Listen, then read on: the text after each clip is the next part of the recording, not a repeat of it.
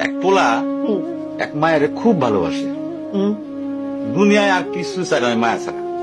আচ্ছা। কিন্তু মায়া পোলাটারে পছন্দ করে না। ওহো। অনেক চেষ্টার পর মায়া সে পোলাটারে কইল যে ঠিক আছে, হ্যাঁ, আমি তোমারে ভালোবাসতে পারি, হ্যাঁ। আমার একটা জিনিস এনে দিতে হবে। কি রে?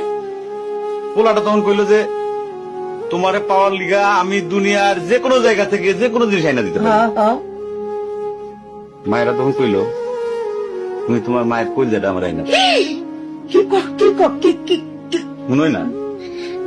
কি গল্প শোনালি দিদু?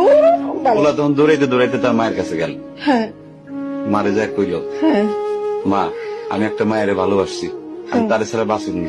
হ্যাঁ। কিন্তু ওই মায়া আমার একটা জিনিস নিয়ে যাইতে কইছে, সেটা হলো তোমার কলিজা।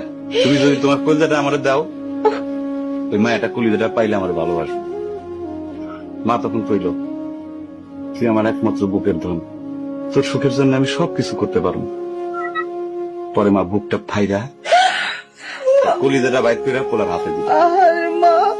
পোলাটা কলিজাটা হাতে পাইয়া যে কি খুশি, মা দৌড়াইতেছে দৌড়াইতেছে দৌড়াইতেছে, দৌড়াইতে দৌড়াইতে হঠাৎ রাস্তার মধ্যে উষ্টা খাইয়া পড়ে গেছে। হাতের কলিজাটা হাতের থেকে সুইটা রাস্তার মধ্যে পড়ছে। তখন মায়ের কলিজাটা কইতাছে ব্যথা পাইছো বাজান? কেন? মায়া যদি এইরকম করে